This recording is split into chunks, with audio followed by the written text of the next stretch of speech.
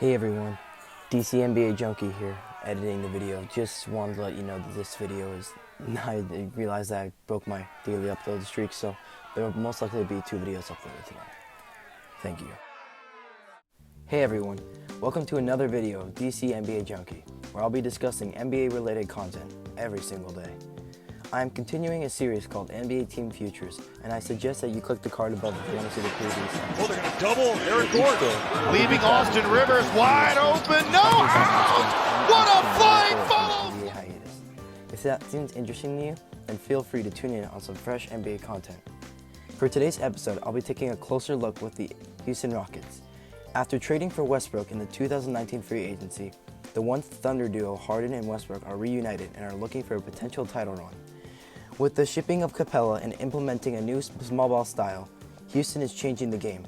But will it be enough for them to win a championship? If these ideas interest you, then let's get right into it.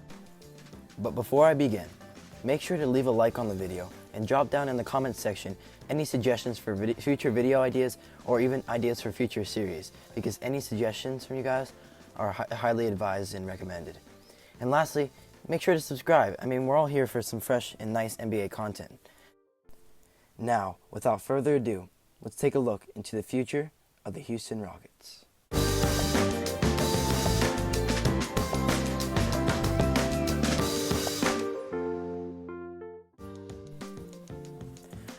To start off, I want to talk about the backcourt of Russell Westbrook and James Harden.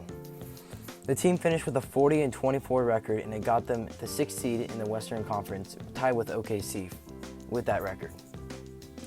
And specifically, what I want to talk about with Westbrook and Harden is just their level, their style of play, and their consistency, because both of these players are no doubt really talented players. That's why they brought in Westbrook and they shipped out Chris Paul, because they needed that boost of athleticism. And though they gave up a lot, I think it can work out with them in the long run, but the only thing that they need to focus on is how consistent and at which level of play that both these players play at. Because to start off the season, for about the first half of the season, Harden was outstanding, pretty much averaging what he averaged last year in terms of points, around 37 to 38 points a game, even more.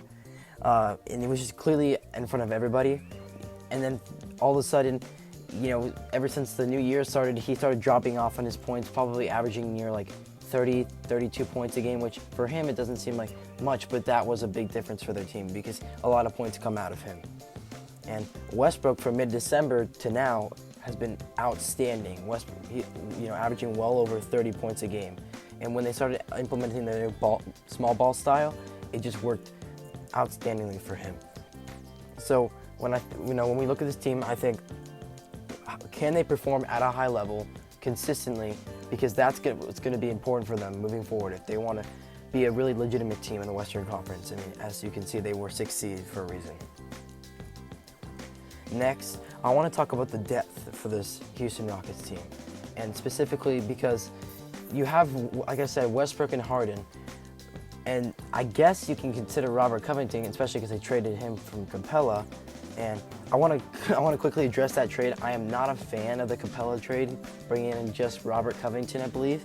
I understand their logic through it because there's a lot of centers that, for what he does, I guess you consider he could be getting overpaid for what he does, just kind of being a post presence and just, catching lobs and just providing us a bit of defense.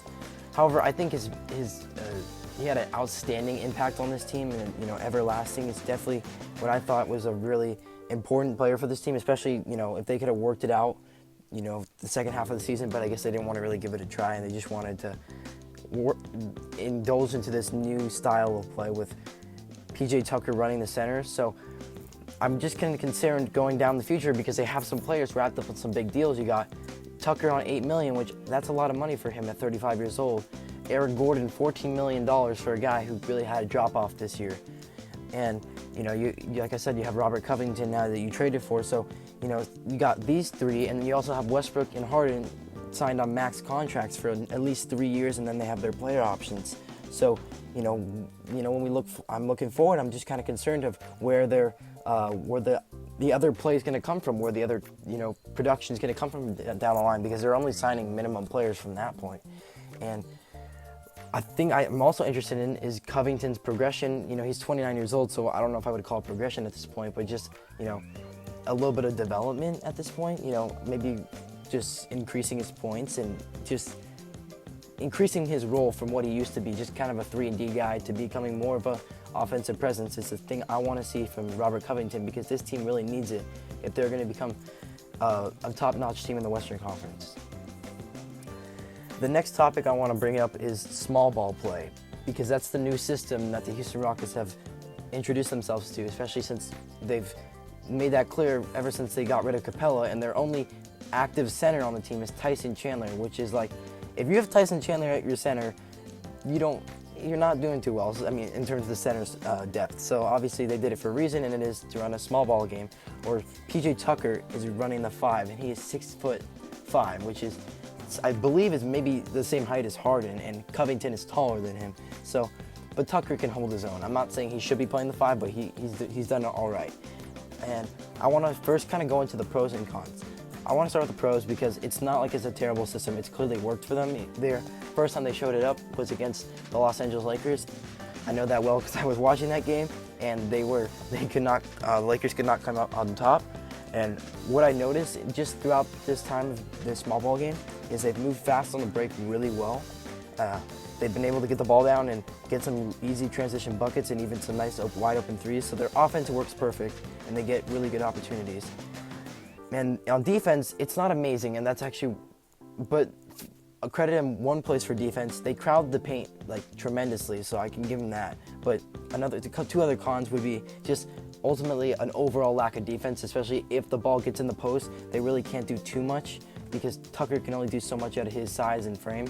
And bench depth, because this system works with the starting lineup possibly, but then when you add players on the bench to kind of fill in, because the guys need rest, how well does it work? It wasn't working amazingly, and that's why they were just inconsistent throughout the season. So down the line, they can run the small ball game, but how well will it work? It's the idea in question. Maybe they should be looking to add a couple centers, which I'll just talk about right now in the next section. And this section now is free agency view, which I do for every single team, just talking about my free agency perspective on every team. The expiring contracts for this team are Tyson Chandler, Thabo Sefolosha, DeMarre Carroll, and Jeff Green. None of these players are anything to talk about. Every single one of them is at least 33 or older, so they're all veterans. They're just here to kind of fill up the roster. I don't think, Tyson Chandler, center, but they don't even play him. They're all on minimum salaries. So in terms of free agency, I want to kind of focus more on what their potential signings could be. And for me, I kind of see them as signing a big man, because the small ball lineup can work, and I don't think it should be their primary focus because it's just not going to win, especially if PJ Tucker 6'5" is your center. I think you could run small ball. The Warriors did it I think they should do it like the Warriors did, where Draymond was like 6'7" running the center, but it's just one of their alternative lineups. It's not their priority lineup because they had Bogut starting, and you need to have your big man in there at the start of the game. You just kind of need it there, that big man presence. Whether they run the small ball at the beginning or they run it, during the game, I just think they shouldn't run it the entire game, because at one point, when the bench has to keep filling in, and it just kind of ruins the overall flow and the overall consistency that is required to run a small ball game. So I have some options that they probably should look for if they're going to sign a big man, and I think Nerlens Noel, because he hasn't been making that much money and he's a free agent, a great center that they could use. Aaron Baines, he's a little bit more expensive. I don't know if they'll get him, but if he decided he wanted to take a little bit less money and go join a team, this is a perfect guy because he can shoot the three, which they like. They like guys who can shoot the ball, and a guy who's a big man. He's a good big man presence, which is for a lot cheaper than Capella. That's the whole idea I think that's what they're trying to do with this Capella trade. Once again, I'm still not a big fan of it. And lastly, DeMarcus Cousins potentially, because you've seen him going for minimum contracts on teams to just try to get his flow again. So maybe this is an opportunity to come here and even help them potentially win a championship. So those are some couple options that they could look for if they want to improve their team. And lastly, I want to talk about if the season continues. It's a hypothetical section I do for every single team. And for the Houston Rockets, it's nothing too special. I was already doing it with the Nuggets, talking about how I feel like they're going to beat the Rockets, and that's the same thing here. I think they can make the series interesting because they have Westbrook and Harden, who are great offensive players, and if their small ball system somehow just works on their team, then clearly, and the hiatus could have a big toll on the Nuggets chemistry. And I'm not saying it can't have anything on the Rockets, but I'm just saying they have a chance, because at this point everybody has a chance. But I mean, for any team, especially this team, for sure does.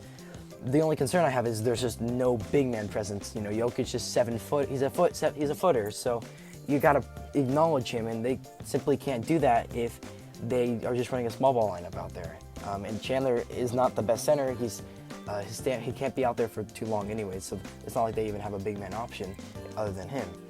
And these are just two questions I have just for the team in general, kind of bring everything to full circle. Is I think, can they deal Eric Gordon and try to sign assets, or even bring in assets to grow their team? Maybe, unfortunately, they signed Gordon for 5-year extension.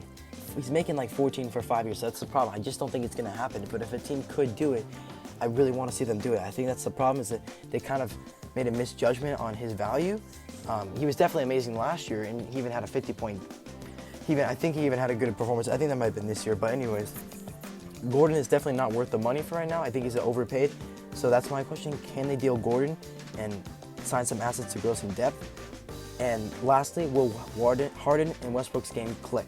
Because these two, and this is the main part. I mean, this is what you did the trade for. If these two don't click with each other, which they've done all right, but I've said they have some deficiencies. If they can ultimately click, this team could be really dangerous, especially if they can get a big man. I just think they need a big man just to be out there, even if it's for the bench.